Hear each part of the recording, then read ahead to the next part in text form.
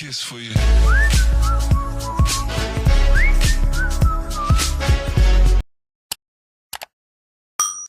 Assalamualaikum warahmatullahi wabarakatuh.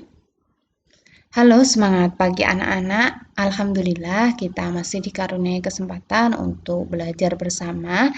Kali ini kita akan membahas mengenai limit fungsi aljabar.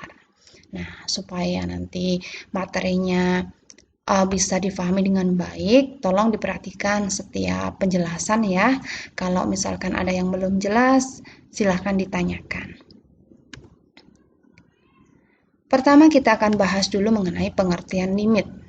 Dalam kehidupan sehari-hari, kita seringkali mendengar kata-kata mendekati.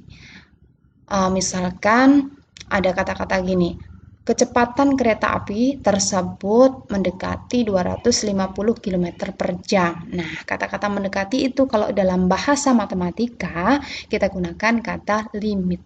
Ya, limit artinya mendekati.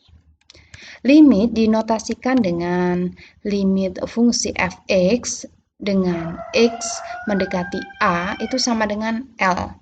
Jadi di sini variabel x-nya mendekati a, kemudian fungsinya adalah f(x) dan hasil dari limit ini adalah L. Suatu limit akan mempunyai nilai jika antara limit kiri dengan limit kanan nilainya sama. Untuk mempermudah pemahaman, coba kita perhatikan contoh berikut. Misalkan kita diminta menentukan nilai dari limit 2x ditambah 1 untuk x mendekati 3, itu nilainya berapa? Nah, berarti kita tentukan dulu pendekatan dari sebelah kiri, disebut dengan limit kiri, dan pendekatan dari arah kanan, disebut juga dengan limit kanan. Itu nilainya berapa? Kita buat tabel dulu. Yang atas ini merupakan variabel x-nya, sedangkan yang bawah adalah fungsi yang akan ditentukan limitnya. Ini berarti fungsinya adalah 2x ditambah 1. Karena x-nya mendekati 3, berarti ini 3. Kemudian kita dekati dari arah kiri. Nah, pendekatan yang kita gunakan, angka-angka yang kita gunakan, ini terserah kita. Yang penting angka ini semakin mendekati 3 dari arah kiri, dan semakin mendekati 3 juga tapi dari arah kanan. Kalau dari arah kiri, misalkan saya ambil angka yang sini 2,99. Bu, boleh pakai angka yang lain? Boleh. Jadi ini cuma contoh saja. Berikutnya di sebelah kirinya berarti kita cari angka yang kurang dari 2,99. Misalkan kita ambil 2,98 dan seterusnya. Untuk pendekatan dari arah kanan, misalkan kita ambil angka 3,01. Di sebelah kanannya 3,01, misalkan kita ambil 3,02 dan seterusnya. Ini dari arah kiri, ini dari arah kanan. Nah, kemudian kita hitung nilai f(x)-nya berapa sih kalau nilai x ini kita substitusikan ke dalam fungsi. Kita hitung yang pertama, jika x-nya 2,98 disubstitusikan ke dalam fungsi ini, jadinya berarti 2 dikali 2,98 ditambah 1. Kita dapatkan 6,96.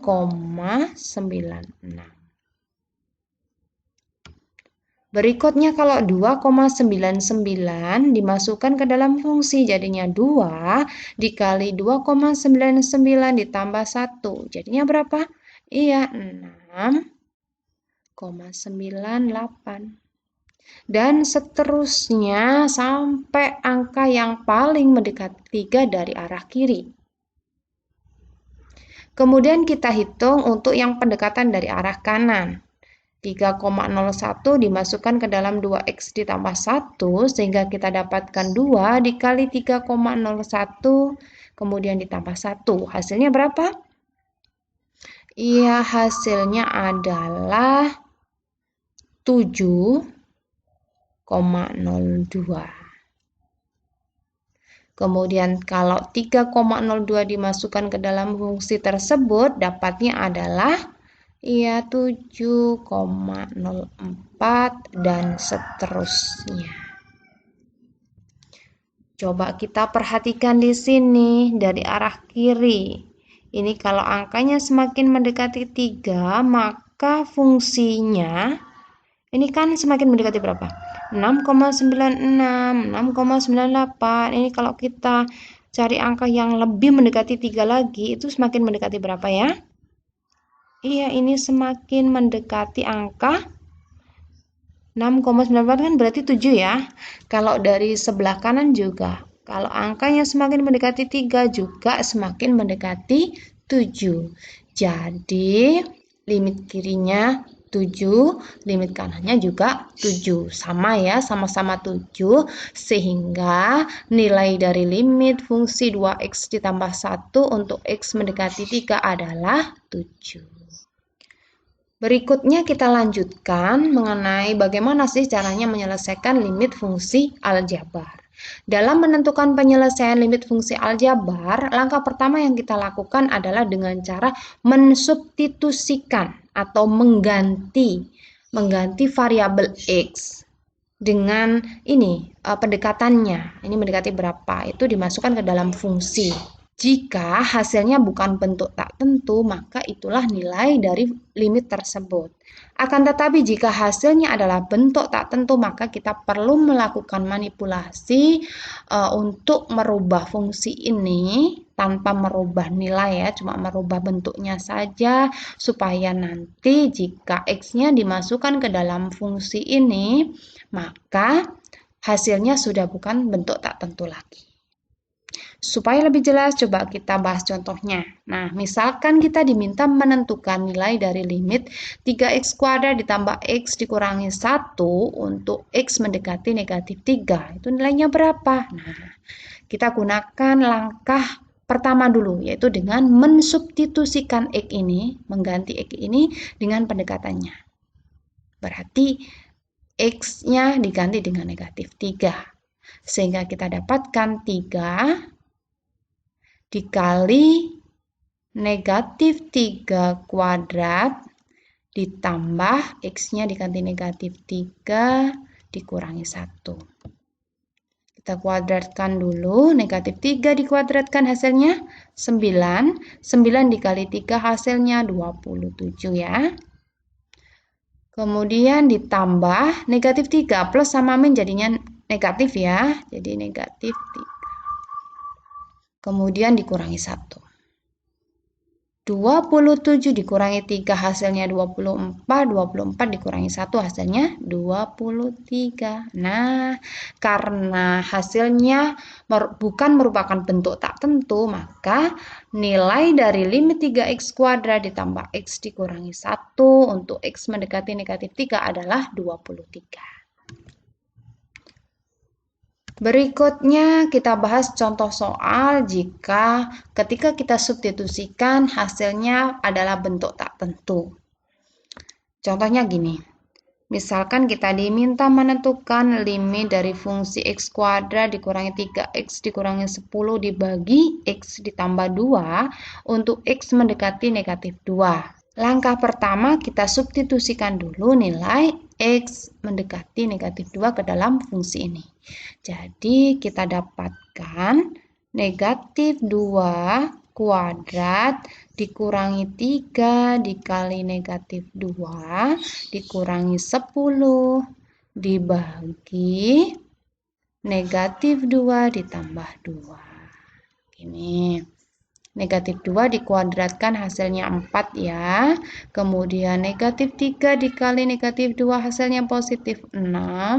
Dikurangi 10 dibagi negatif 2 ditambah 2 hasilnya 0. Yang atas juga ini. 4 ditambah 6, 10. 10 dikurangi 10, 0. Nah, kita dapatkan 0 per 0. 0 per 0 ini disebut sebagai bentuk tak tentu. Kenapa ya? Disebut bentuk tak tentu karena 0 per 0 ini menghasilkan berbagai macam alternatif jawaban. Kok bisa? Coba kita bahas.